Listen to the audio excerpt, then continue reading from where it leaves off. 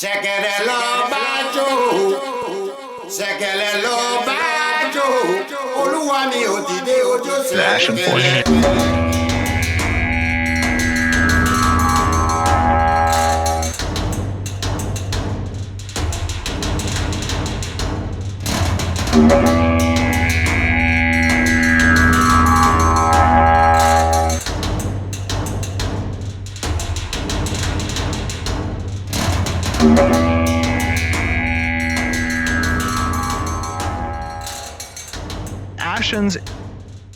The Ashen Forge. Hello and welcome to the Ashen Forge. I am Phantom X, joined as always by Diggs and the legendary Neurotoxin. How y'all doing? Great. Doing good. Well, it is another Sunday, so we are here to talk about Ashes of Creation. I have a live show also to go over, I think, with mage abilities and combat primarily. A lot of some actually good questions if we can get to them. But before we get to that, anything new? We've been talking about Ethereal, I think. Was it Echoes of Your? Which somehow we just discovered literally this past week that opens its servers tomorrow and is an MMORPG that sort of has some crossover with, I think, the traditional WoW model, but also what we are looking for in Ashes of Creation and some other things. So we will probably be playing and recording some of that. Even thought if I have the energy to try to live stream, but yeah. Yeah, I haven't heard too much from Euro about it, but yeah, it's totally captured. Well, and kind of surprising because I think of Ethyrial as kind of a cross between Hero's Song, Ashes of Creation, maybe some Landmark, EverQuest Next, and Peck's Day.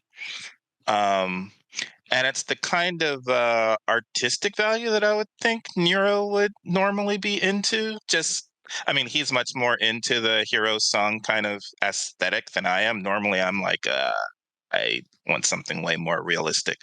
But it took Hero Song art assets and bumped them up like quite a bit. It looks like really cool to play. I normally don't like that top-down look, but it's not bothering me for this. And I think it's going to be my jam for the next couple of months, probably, for sure.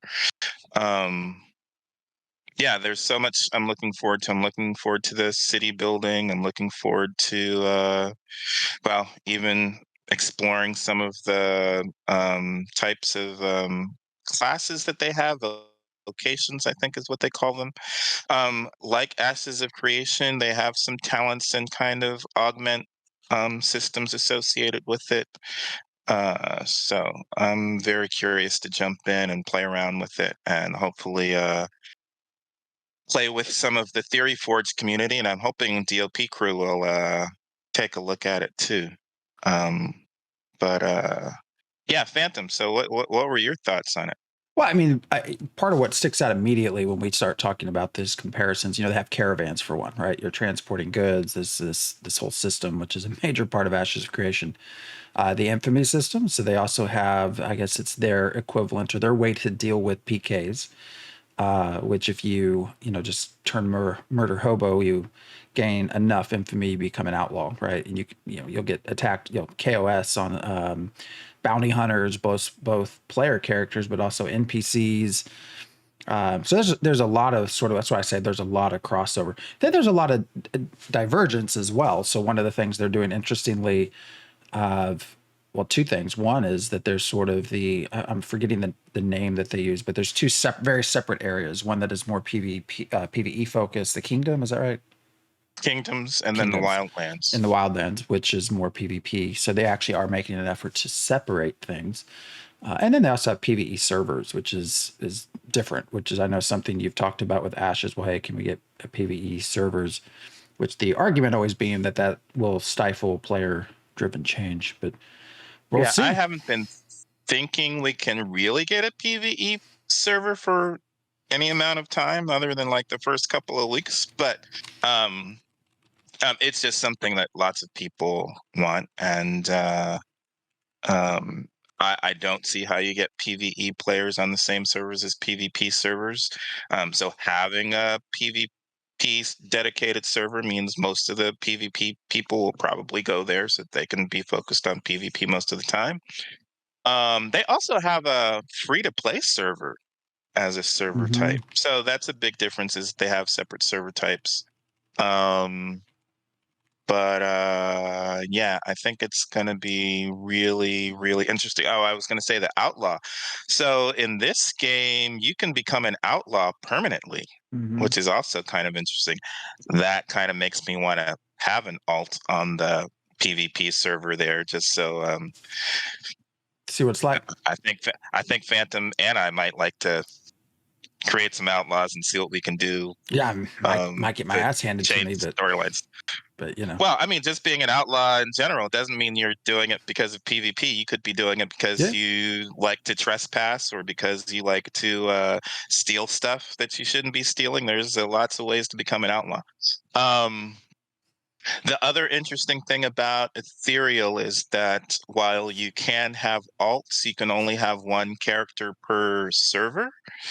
And that's to help with the reputation of that character. So they definitely want to be able to separate characters from players in the sense that if you want to be an outlaw on one server and a perfectly goody two shoes on another server, that is perfectly Mm-hmm. good gameplay or fair gameplay. But they do want the character to be held responsible for their actions. So um, I'm kind of interested also in this. I think there will be some political intrigue going on along between guilds, possibly, um, especially as you're going between the wildlands and the kingdoms, and who's an outlaw and who's not. Um, and I'm normally not interested in that, but I'm wondering if that will. Um, Help me get my feet wet with exploring that for PAX Day, especially, and possibly Ashes of Creation. So there's some, some early.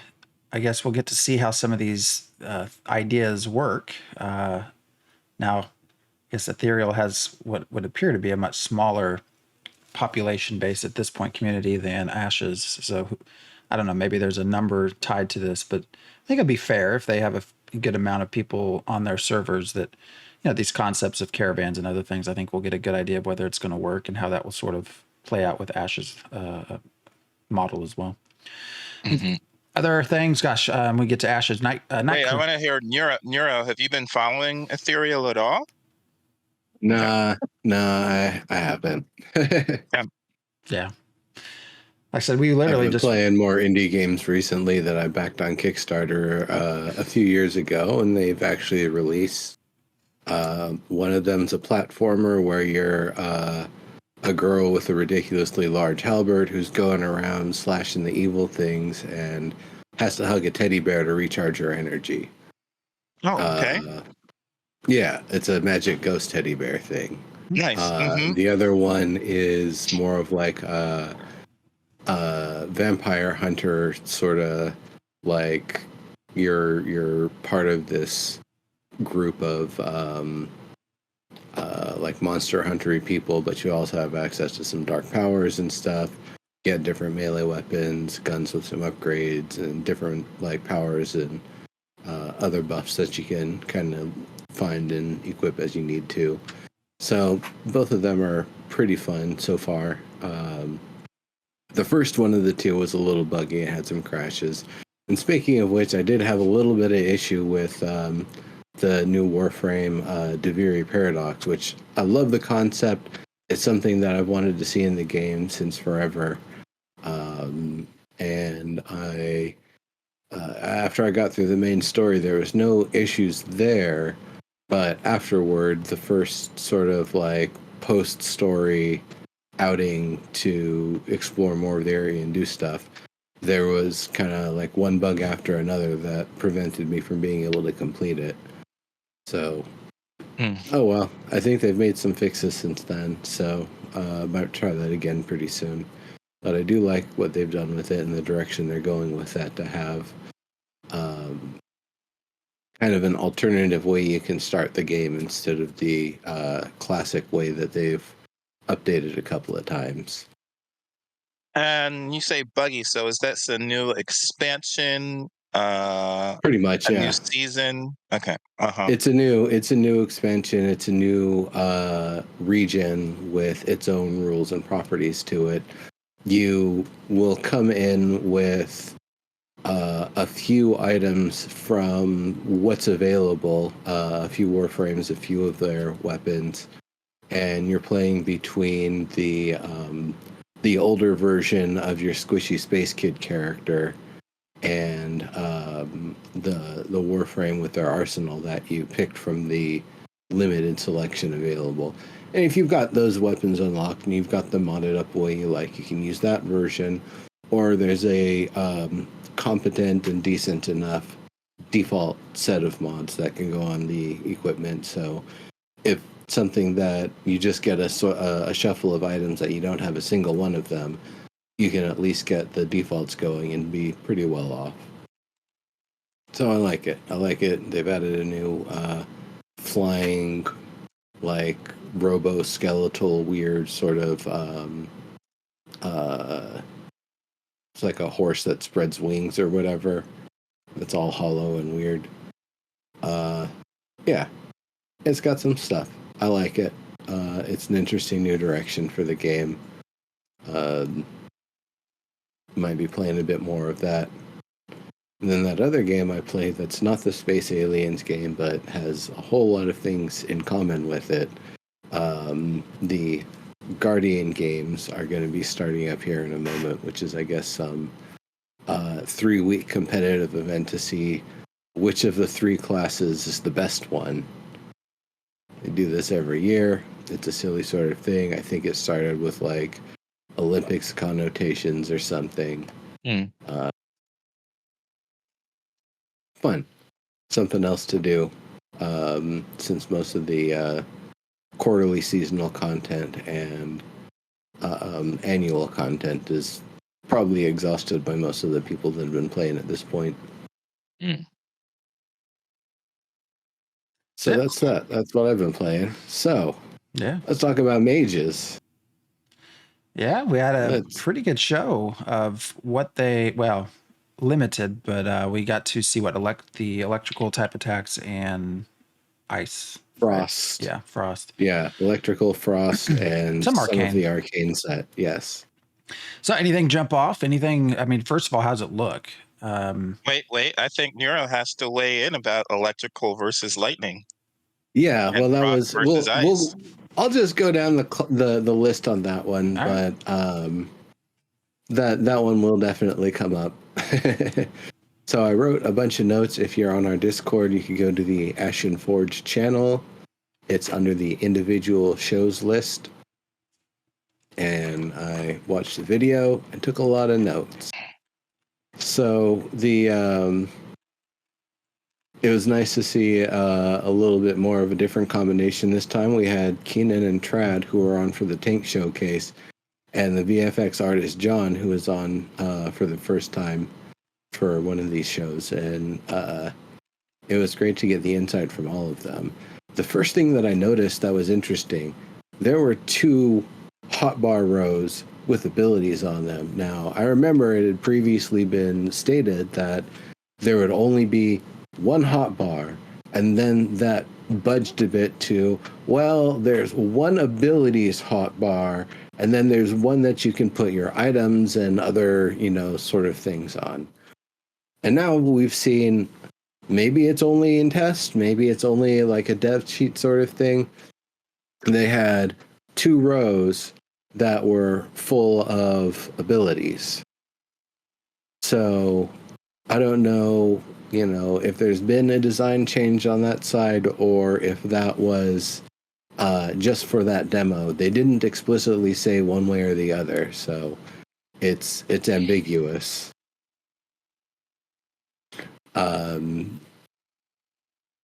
Then yes, I guess the next one would be like you were saying, the electrical and frost that they kind of evoke different sorts of things. Electricity is all forms of, arcing and, things that are, electrical, versus lightning is, particularly there's a positive point, there's a negative point, and you make a connection between them, and, bam, lightning bolt. That's why I appreciate that when they did show lightning spells specifically, it was the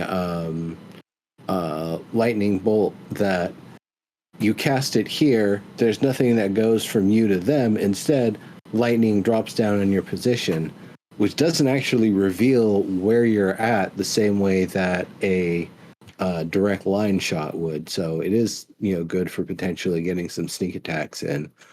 And then the other one we saw was the chain lightning, which it acts like how you would expect a chain lightning to do. It hits the target and it'll bounce up to 3 other targets, and they all get 3 stacks of electrified. So cool, that seems like how a chain lightning would work. So that's nice that those were the lightning versions from the electrical set, and then we also saw the big ball of doom.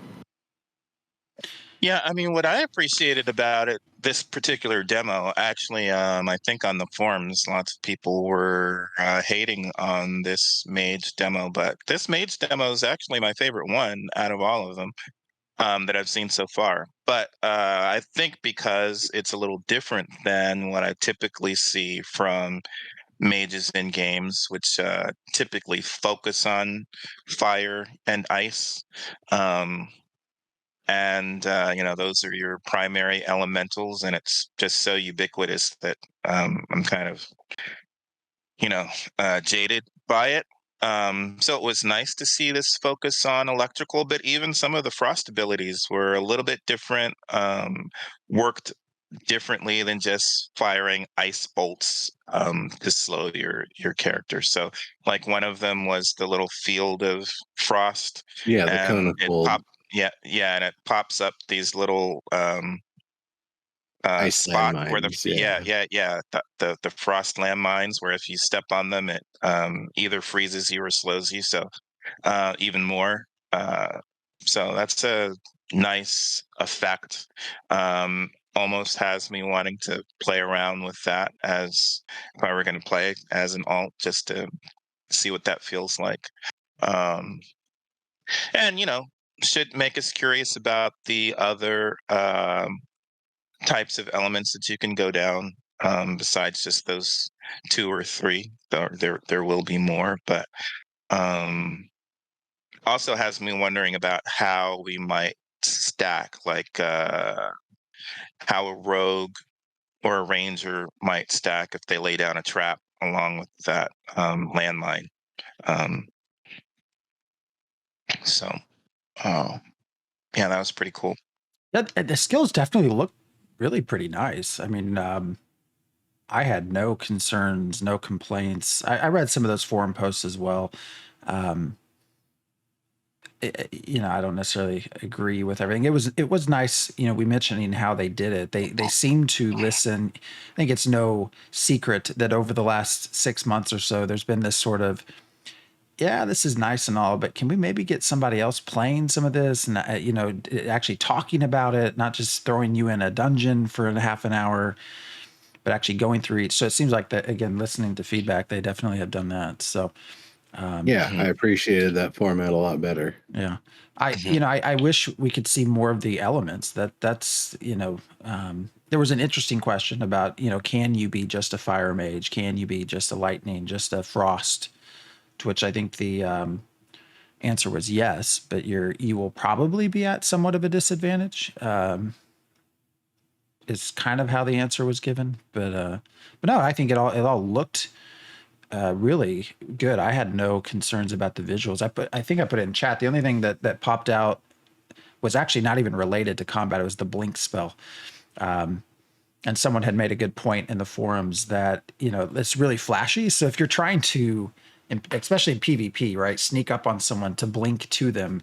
Like, it's not very discreet if you're trying to use it in any sort of stealth model, but that looks really neat.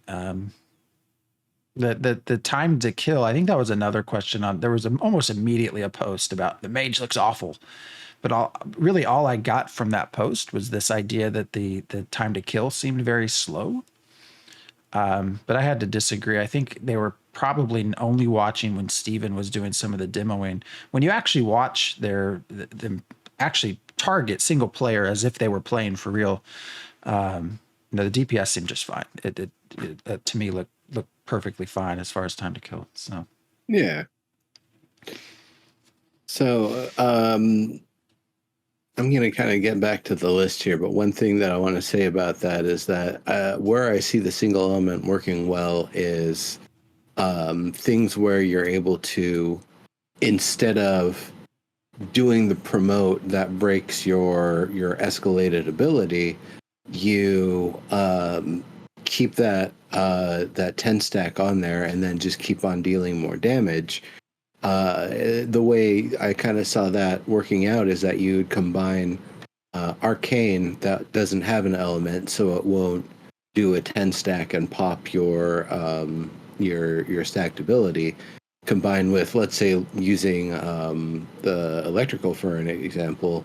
When you've got them in that shocked state and they're more vulnerable to magic damage they take, now you can rain it down with more electrical and arcane damage, and you can just keep on exploiting that weakness instead of having to switch to a different element and break it.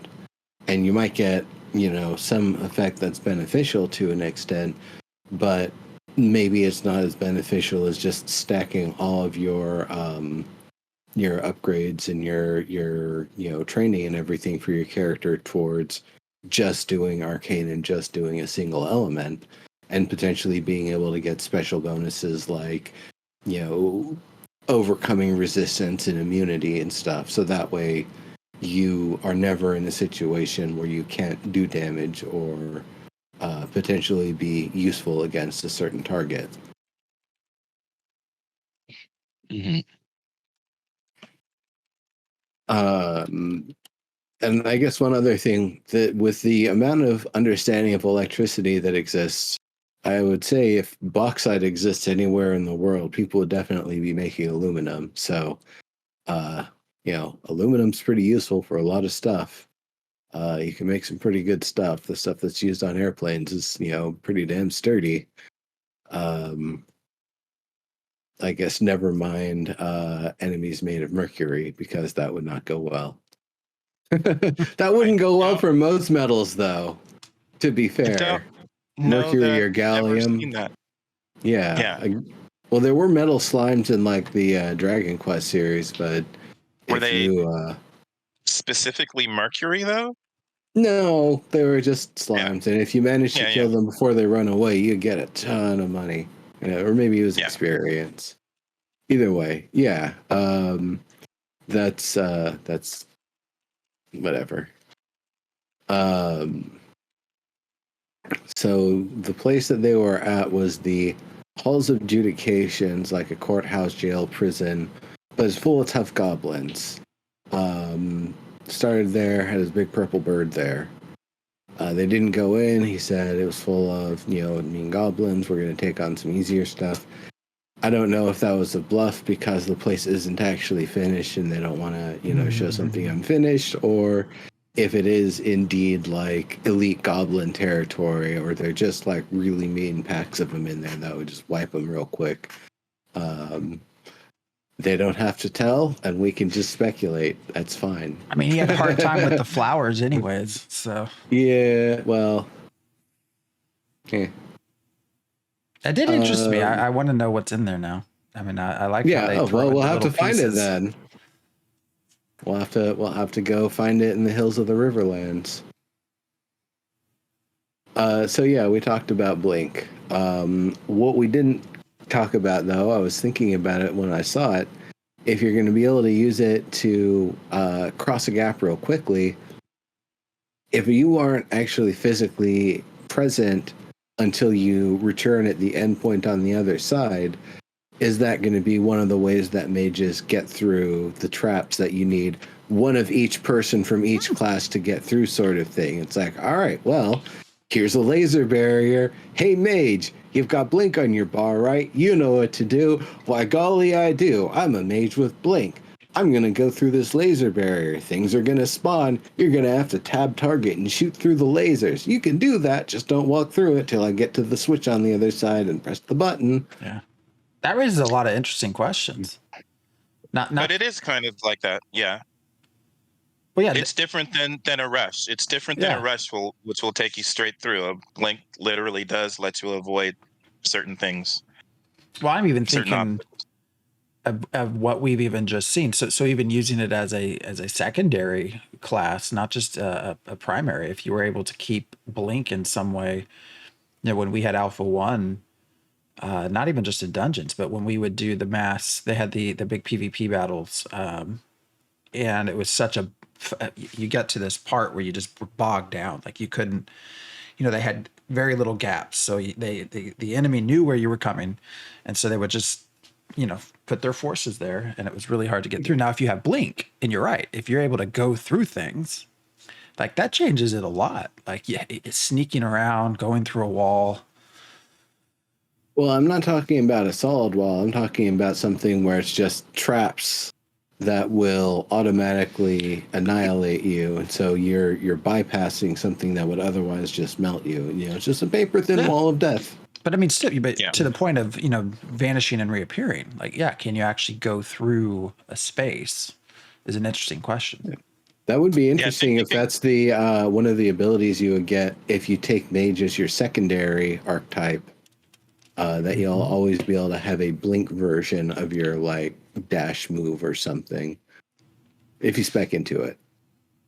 Yeah. It's just always kind of confusing because they aren't exact. You don't gain abilities, so you're not gaining blink. You would be augmenting your existing ability with a blink feature. It's a blink type feature, but we just don't know what that means, right? So, and I think it won't take you past the solid wall, but there are certain obstacles that you will be able to avoid if you use blink rather than rush. But that will be interesting to play with. Yeah. And then that mage shell one, the magic shell thing, it's good. It's useful. It's the sort of thing that I would imagine someone would really specialize in reducing the cooldown time and increasing the duration if they want to be the sort of mage that goes in and uses heavy attacks and wears heavy armor. Yeah, and I think didn't they make some mention of that as a secondary? Am I making that up? I thought that was part of it. They briefly mentioned that in the video as well. Sort of your self armor and ways, to change the duration and how much damage you can take. Yeah.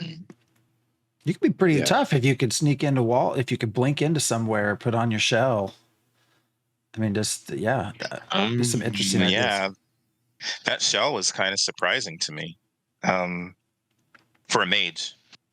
But okay. I guess what I would want to see is the physics version of the shell where I put it on, I go in, I make my attacks, but when somebody hits me, it kind of bounces me away like a giant ball. And so I'm able to just get knocked away and be out of range the next time it's ready to attack. That would actually be hilarious to do something like that on a dragon. You get close, you use all your close range spells, it hits you once with a giant claw swipe with the big anticipate, and then you just go flying. It's like, all right, I'm safe. Don't have to worry about me.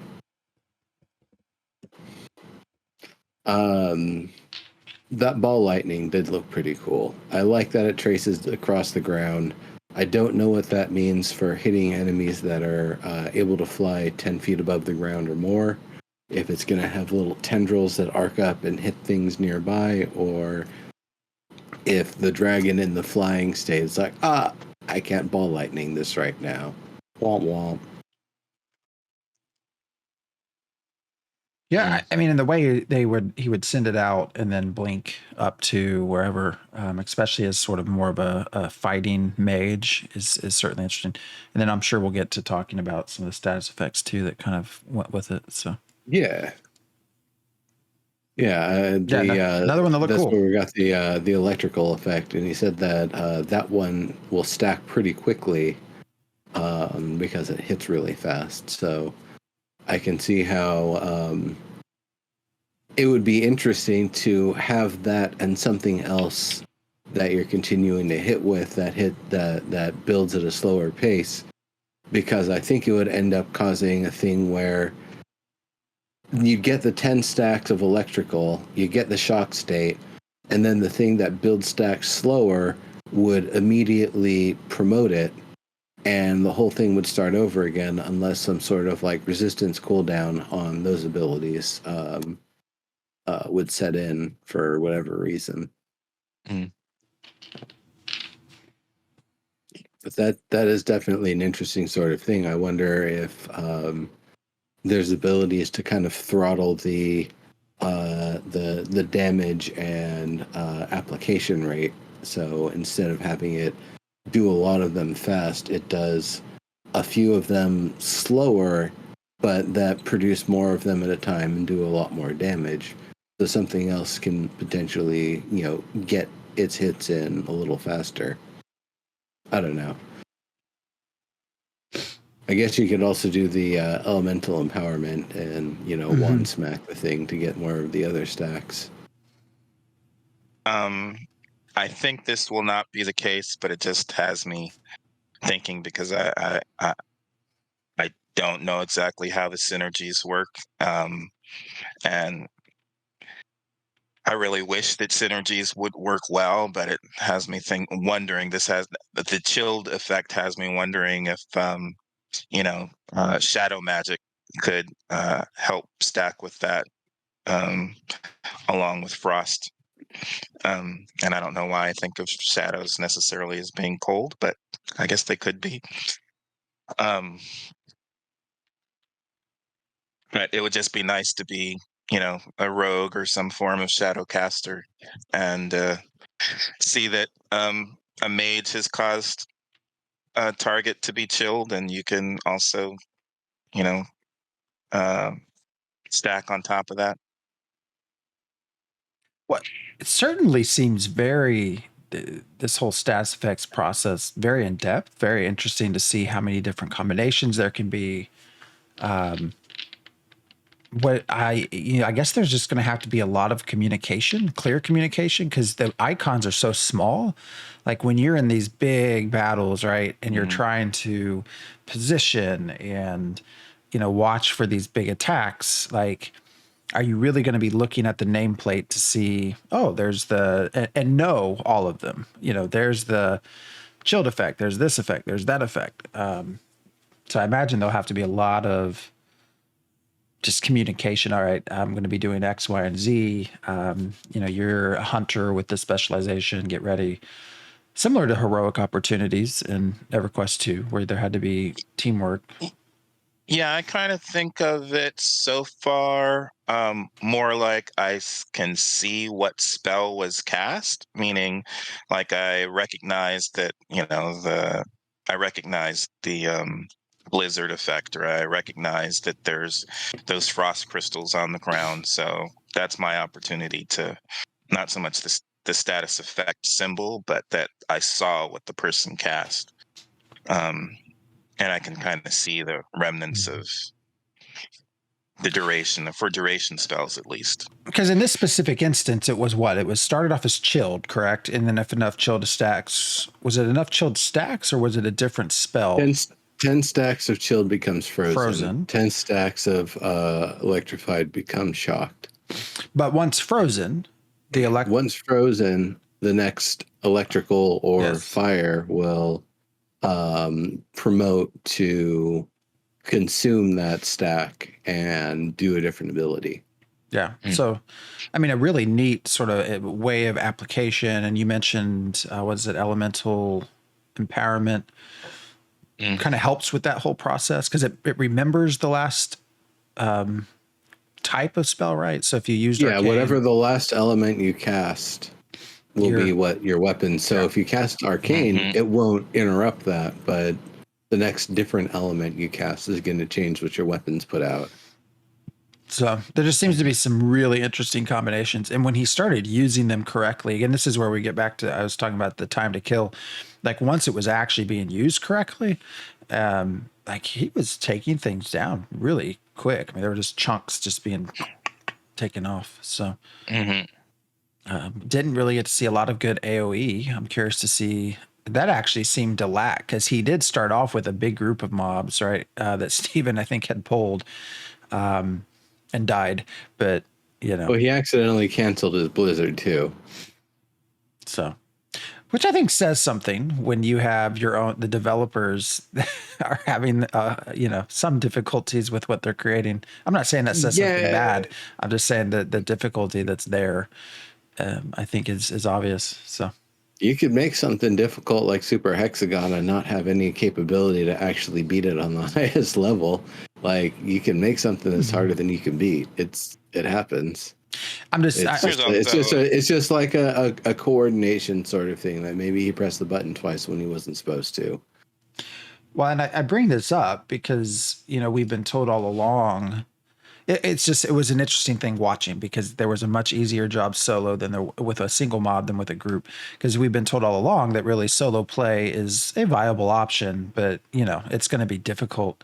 But then we're presented with something like this, which didn't, as long as you're not pulling mobs in excess, didn't seem all too difficult. But it also seemed like it would have probably been a lot easier if he was wearing, the character was wearing heavy armor because nothing was casting spells. It was all melee attacks and such and close range stuff. So something that would have helped with that would have probably done a lot better in terms of helping them stand their ground and get their damage out. But they didn't. It's fine. Yeah.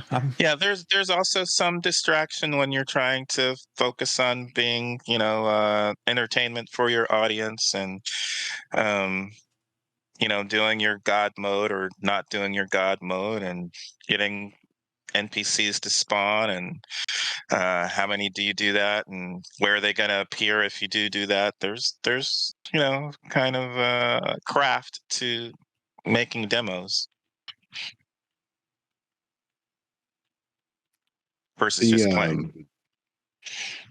Let's see. We talked about lightning strike. We talked about all of those things. Yeah, it was the one thing that I did kind of notice. We did kind of touch on it there. That electricity has like round or it's kind of roundish and otherwise zappy, but it's kind of got that like arcing purple sort of color to it. Frost is blue and white and looks very sharp and pokey and crystalline. So they're doing something with the shape language there, and how they're communicating the different elements. The arcane stuff was a little more ambiguous. It kind of looked like, well, if it isn't one of the other ones, it's arcane.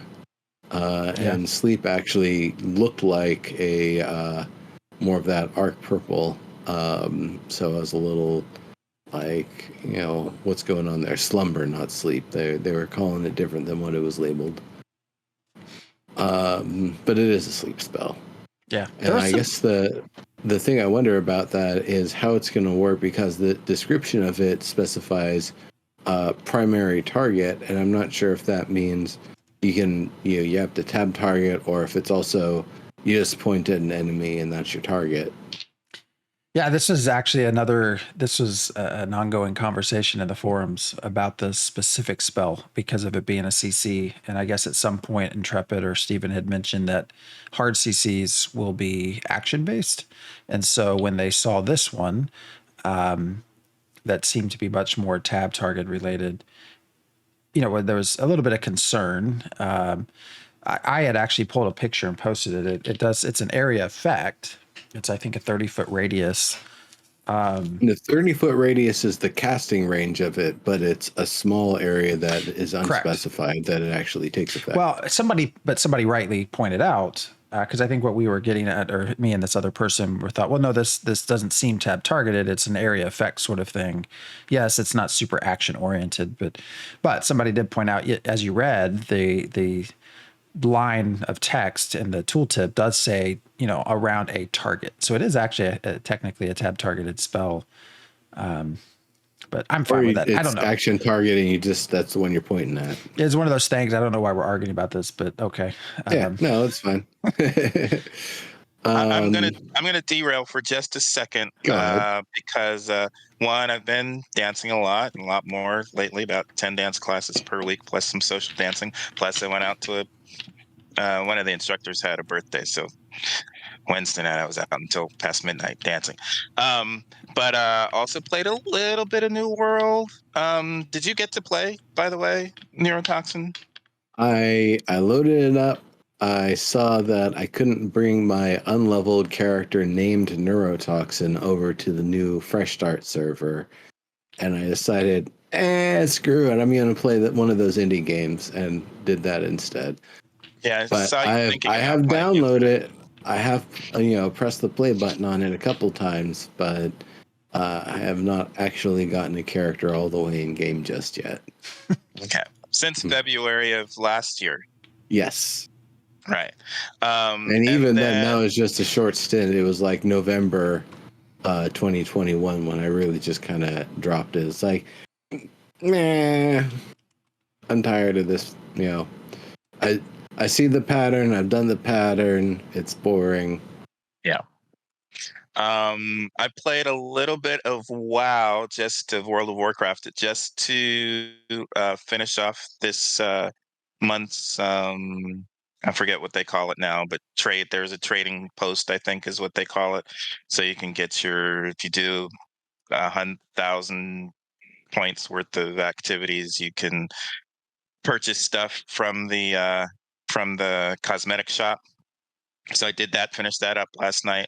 And then I finally went into the forums like last night or this morning and saw Phantom all over the place. Not all over the place, but way more than I think. I had not been on the forums for at least a week.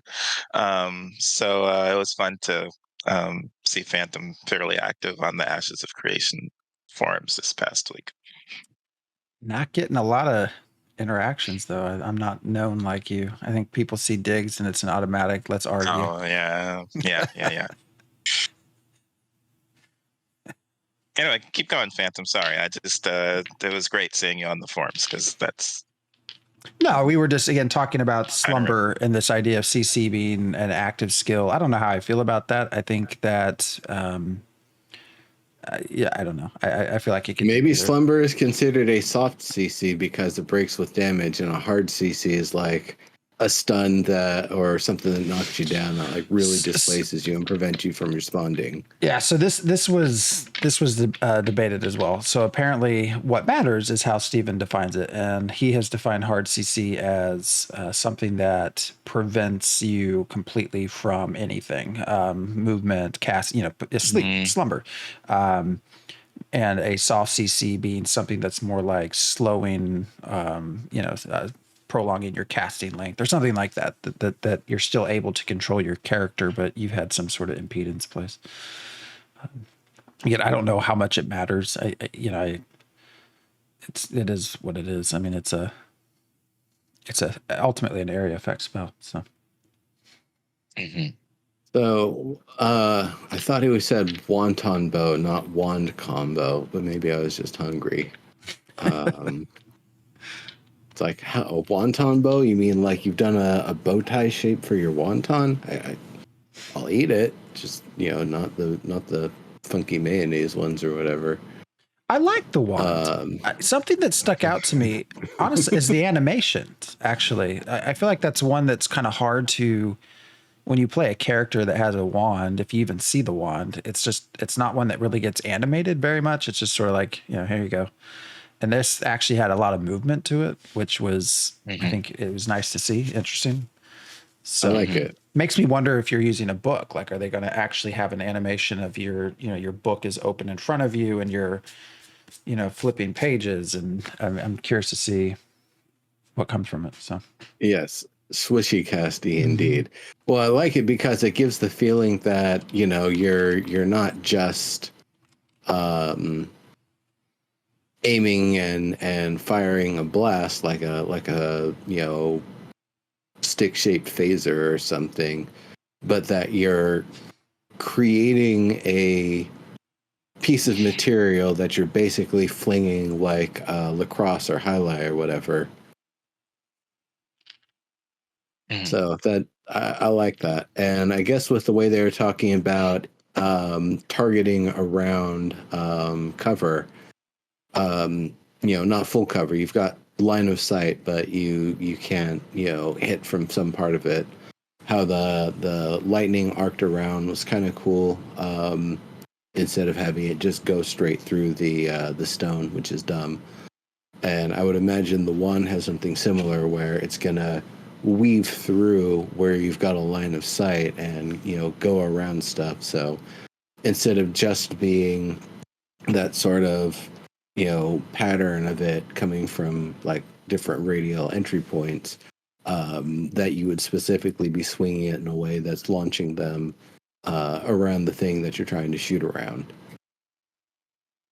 I like that amount of attention to detail with the effects. I'm not sure how much of it is like technical, how much of it is Unreal 5 and the features that it comes with. Like when I say technical, I mean, could this be replicated in Unreal 4? Could this be replicated in Unity? Or is it something that you kind of have to have Unreal 5 and some of its features to be able to pull off in the performative way that they discussed? But I like that it's there. I definitely like it better than things that don't respond to the world at all. It feels a little dangerous because lots of games with UE5 look really good.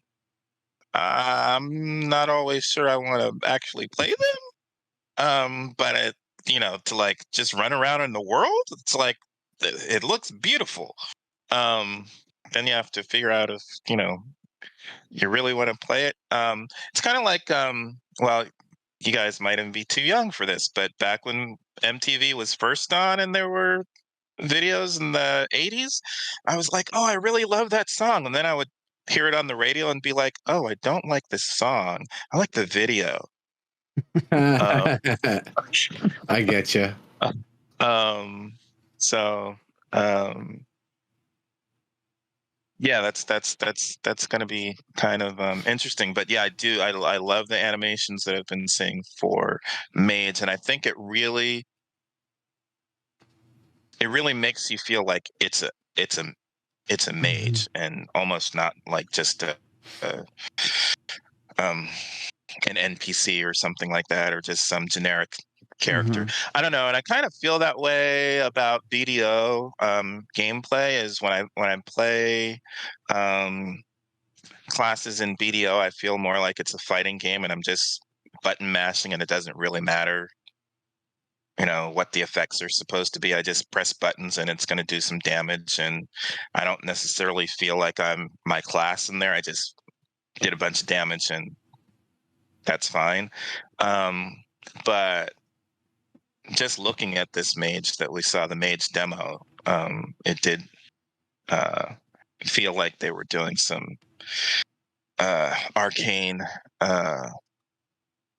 spells, and I like that they have a different version of electricity that is not just a generic lightning spell, like you said, lightning effect. It's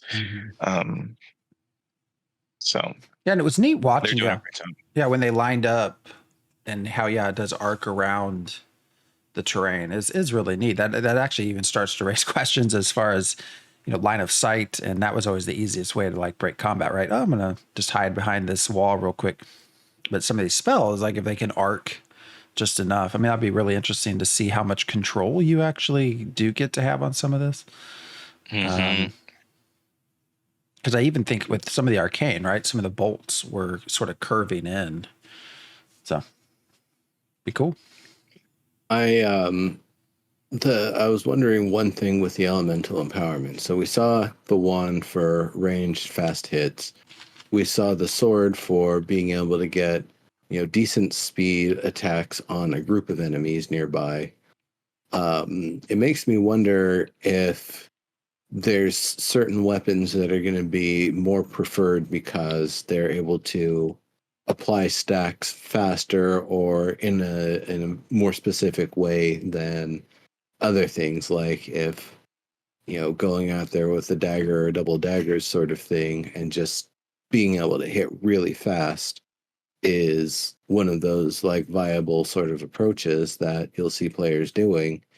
Maybe it's part of the way that they would save on the mana that they're going to use for casting the mage spell, the shield spell or whatever, in case that's real expensive with all the augments that they've got on it. So it'd be, elemental, what's it called? Elemental empowerment. You cast whatever spell, you hit the enemy a bunch till it's got all the stacks, then you cast a different spell that's a quick cast to promote it, start attacking it again with that element.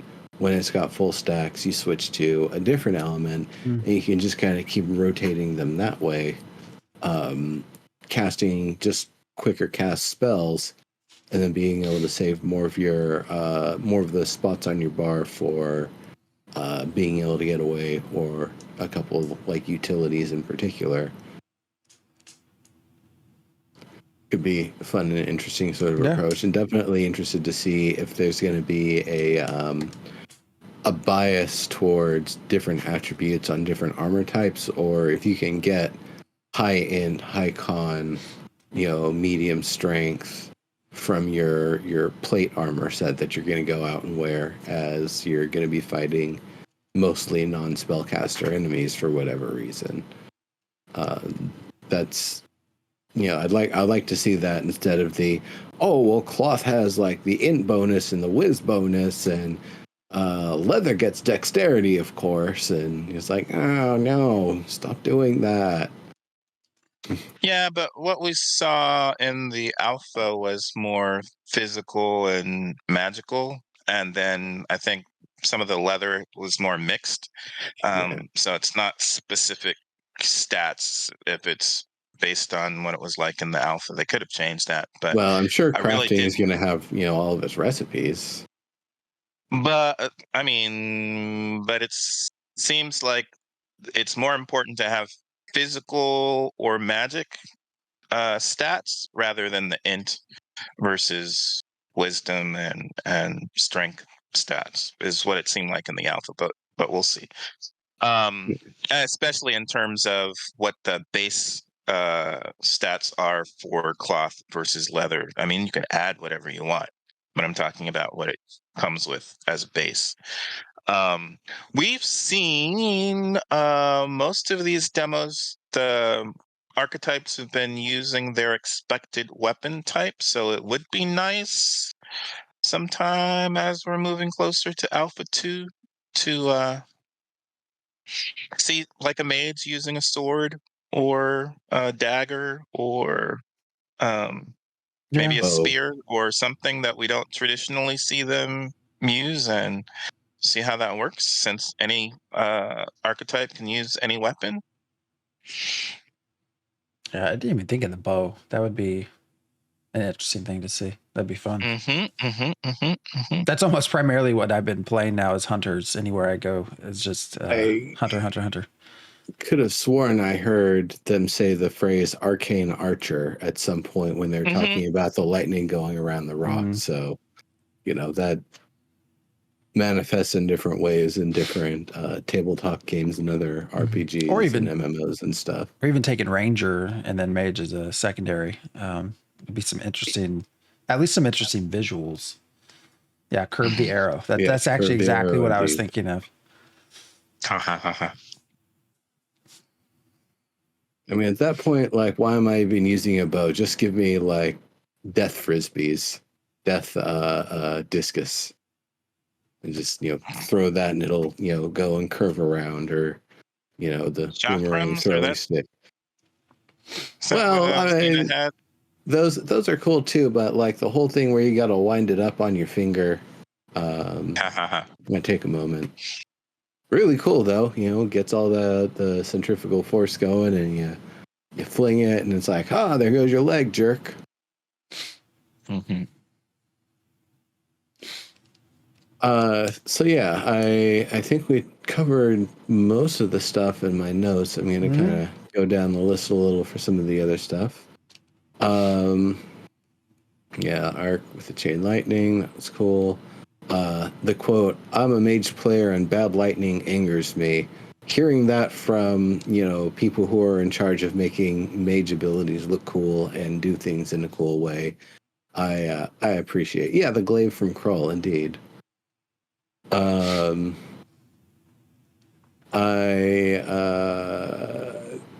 We saw the arcane volley as well towards the end of it. It's magic missile. It's literally just magic missile. Bunch of little arcane motes fly out and track on the target. It's cool. Yeah. And that's when I realized the rule of arcane is that it doesn't break your stacks unless there is some arcane debuff that you can potentially unlock or whatever. That also makes me wonder if there are things that won't promote with other things, like maybe like using the example you were saying earlier, maybe shadow magic and cold magic frost don't actually promote the frozen or enshadowed state or whatever, and so they you can have both of those going and be mixing it up, using additional frost to do whatever exploits you have with that, and continue raining down the shadow with whatever exploits you have with that. Or it could be that maybe arcane and shadow are the ones that interact. So if you wanted to pop it, you would hit it with an arcane, and that would do its thing. Or you get, it could be that arcane doesn't even have stacks of its own, but it synergizes with other people's abilities and in effects and stuff. Mm-hmm. So that's some other stuff that'll be interesting to see how it all works out. I don't know, how many characters. We'll probably have at least 3 for, a damager, or, a close range damager, a spellcaster, and a healer. The spellcaster is my guess, but I got no idea. The fact that they said that these abilities are in close to being finalized, the ones that we saw for finalized for Alpha 2, does make it seem like we're seeing things pretty close to the state that we're actually going to be using them. But again, these seem like they were in an unaugmented form, just in their most base form right now. So what we'll do with them, we have yet to see. Yeah, he definitely, the character did not have the secondary icon that we know exists now. So let's see, the bird. It was kind of funny seeing the bird wings kind of clipping through the player there. I wonder if they're going to make some adjustments on that. Or if it's... Didn't it despawn in a T-pose? Did I make that up? No, it didn't despawn in a something. T-pose. When he landed and got off, it got into a T-pose, so he resummoned it. Yes. But he had also pulled enemies, and the enemy immediately hit it and killed it, which made it disappear instantly. So there's no death animation. Whatever. They'll get there. It's not even Alpha 2 yet, so there's nothing to worry about. Well, they've got stuff to do still. And you brought up the bird, so I'm curious, being a glider, because he said there are 4 ability spots or skill slots that you can do for your mounts. So I'm like, okay, I'm curious what you would actually put in there. I guess you'd be able to prolong the gliding time. I'm not sure. Flap real hard. Try to fly. And where my arm's tired. Yep. The thing that I was looking at I ain't no geometry expert, but it looked like it was about a 30-degree incline. Like one of these sort of things. And they said that you can upgrade into that, which makes me wonder if at the start you're going to get something more like 60 degrees. Mm-hmm. And it's like, yeah, it's a glorified parachute. You can get down safely. You can kind of go forward a little bit. If you start from a peak, you might be able to get to the base before you touch somewhere on the side first. And maybe it's going to run out of energy after that, and it's going to have to, lay off the gliding until you get low enough, and it can try to do a safe fall or whatever. I don't know. Are they going to go into a stall if a gust of wind hits them? All the questions, but it's Purple Bird.